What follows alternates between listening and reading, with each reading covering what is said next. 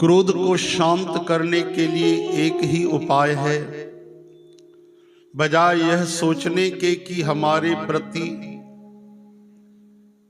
उसका क्या कर्तव्य है, हम यह सोचें कि हमारा उसके प्रति क्या कर्तव्य है। गुस्से में असां विचार न कंदा आहियूं तॾहिं त क्रोध में गड़बड़ थींदी आहे। साथ संगत जी, क्रोध अचे तो थोड़ो विचार कजे, मुंहिंजी भी गलती थी सके, मता मुंहिंजो अपराध हुजे, मुंहिंजी गलती हुजे, ये भी तो सही आहे कि मां गलत हुजां। अहिड़ी भावना रखण सां तुरंत गुस्सो न ईंदो आहे। स्वामी राम सुखदास महाराज जन चवंदा आहिनि, गुस्सो अचे थधो पाणी पियो, 100 बार भगवान जो नालो खणो, राम राम कयो, सीता राम, राधे राधे, राधे कृष्ण, उन खां पोइ गुस्सो कयो, तव्हांखे गुस्सो ई न ईंदो।